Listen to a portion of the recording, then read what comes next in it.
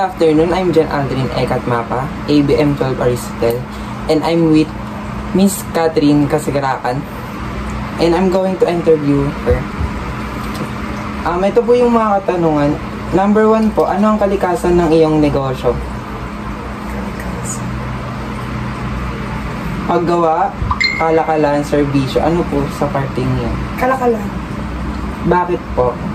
Kasi, ang negosyo ko sa pagkain, bumibili ako ng pagkain, bumibili ako ng produkto. Tulad ng, halimbawa, nagbibiskwit ako, nagtitinda ako ng street foods.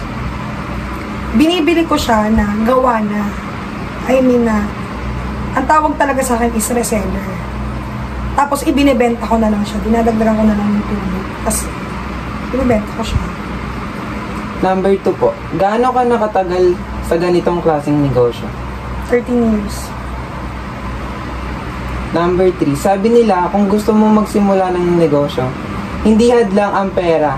May mga paraan para maghanap ng pondo para sa startup. Ano ang masasabi mo tungkol dito? Ang pinaka-the best talaga dyan, kapag mag-start ka ng negosyo, galing sa ipon.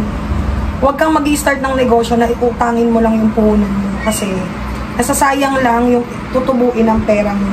Tulad halimbawa, utang ka sa 5-6, sa nagpapa 5-6. Yung tinutubo mong maliit sa negosyo mo, tutubuan mo yung perang hiniram mo na pampunan sa nagpapa 5-6. Kaya wala rin napupunta sa'yo. May mapunta man sa'yo, sobrang liit lang. Hindi katulad na kapag may sarili kang pera na may puhunan ka na galing sa ipon, solo mo yun makukuha. Number 4, ano ang nagtulak sa inyong mga desisyon na nagsimula ng ganitong negosyo? Kahirapan. Kailangan maghanap buhay kasi that time, pinapaaral ko yung partner ko, living partner. 5, ano ang mga hamon o problema na naranasan mo habang pinapalago ang negosyo mo at paano mo ito nalampasan? Hindi kasi hindi naman sa lahat kasi ng oras, malakas. Darating ka talaga sa punto na may mahina, malulugi ka pa. Kaya sinasabi ko nga, hindi kailangan na galing sa utang yung ipupuhunan mo. Kasi mas magandang may ipon ka. Dahil, halimbawa, kapag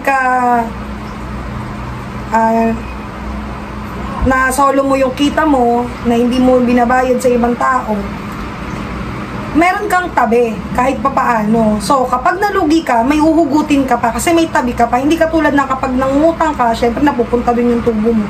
So, ang mangyayari niyan, kapag nalugi ka, uutang ka ulit ng another na pampuhunan, kasi nga nalugi ka eh. So, wala, iikot lang dun yung, puhunan mo. Last question po, ano ang may papayo mo sa mga kabataan na nais maging negosyante balang araw? Negosyante, lakasan nila yung loob nila kasi hindi naman sa lahat ng oras successful yung nagiging negosyo ng tao.